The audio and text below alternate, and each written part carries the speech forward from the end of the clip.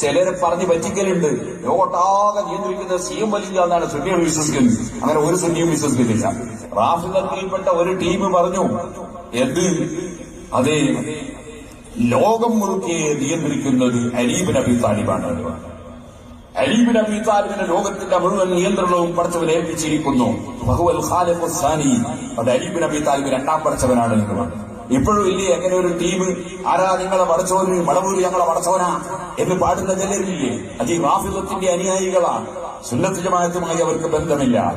അല്ലാഹുവല്ലാതെ പടച്ചവൻ ഇല്ല, അല്ലാഹുവല്ലാതെ കൊടുക്കുന്നവൻ ഇല്ല, അല്ലാഹുവല്ലാതെ തടയുന്നവൻ ഇല്ല, അല്ലാഹുവല്ലാതെ നിയന്ത്രിക്കുന്നവൻ ഇല്ല. ലാ തദ്ബീറ ലിമൻ ലാ ഖൽഖ ലഹ്. ഇമാം റംലി തങ്ങൾ രേഖപ്പെടുത്തുന്നത് കാണാം, സ്രഷ്ടാവിനല്ലാതെ നിയന്ത്രണം ഇല്ല. അപ്പൊ നിങ്ങൾ ചോദിക്കും, നിങ്ങളിപ്പോൾ വരുന്ന കാറ് അത് ഡ്രൈവറല്ലേ നിയന്ത്രിച്ചത്? അതെ, അത് നിയന്ത്രിക്കാൻ നമ്മൾ വെറുതെ പറയുകയാണ്. സംഗതി നിയന്ത്രണമല്ല, അയാളത് ഓടിക്കാൻ ഇടപെട്ടു എന്നേ ഉള്ളൂ.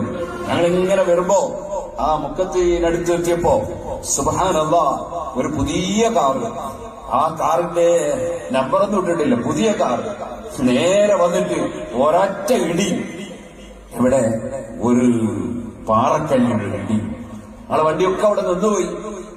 ആ ഡ്രൈവറല്ലേ നിയന്ത്രിച്ചേ? ഇല്ല, ഡ്രൈവർക്ക് നിയന്ത്രണമില്ല. അല്ലാഹുവിന്റെ നിയന്ത്രണത്തിന് വിധേയമായിട്ടല്ലാതെ ഒരു ഡ്രൈവർക്കും നിയന്ത്രണം ഇല്ല, ഒരു പൈലറ്റിനും നിയന്ത്രണം ഇല്ല. ചിലര് പറയും അമേരിക്കയാണ് ലോകമൊട്ടാക്കാൻ നിയന്ത്രിക്കുന്നത്. ഒക്കെ വെറുതെ പറയാണ്. അതിനർത്ഥം അമേരിക്ക ചില വിഷയത്തിലൊക്കെ ഇടപെടുന്നുണ്ട് എന്നാ.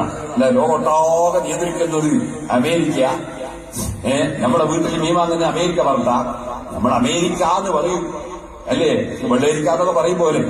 എന്നല്ലാതെ ലോകമൊട്ടാകെ നിയന്ത്രിക്കുന്ന അമേരിക്കയാണോ? പക്ഷെ ആളുകൾ ഇങ്ങനൊക്കെ പറയും ചിലപ്പോ അമേരിക്ക ലോകമൊട്ടാകെ നിയന്ത്രിക്കുന്നു. അങ്ങനെ പല വിഷയത്തിലും അമേരിക്ക ഇടപെടുന്നു എന്നാണ് എന്റെ അർത്ഥം.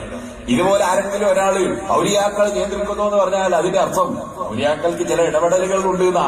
അല്ലാതെ നിയന്ത്രണം അല്ലാഹുവിന് മാത്രമാണെന്ന് അതൊരു സുന്നത്തി വൽ ജമാഅത്ത് മുഴുവനും വിശ്വസിക്കുന്നു. മഹാനായ ഇമാം ഗസാലി റളിയല്ലാഹു അൻഹു വിശദീകരിച്ചില്ലേ, മുദബ്ബിറുൽ ലിൽ ഹാദിസാത്ത്, മുഴുവൻ സൃഷ്ടികളെയും നിയന്ത്രിക്കുന്നവൻ അല്ലാഹുവാണ്. അല്ലാഹുവിന്റെ നിയന്ത്രണത്തിന് വിധേയമായിട്ടല്ലാതെ ഒരു നിയന്ത്രണവും ഒരാൾക്കും ഇല്ല.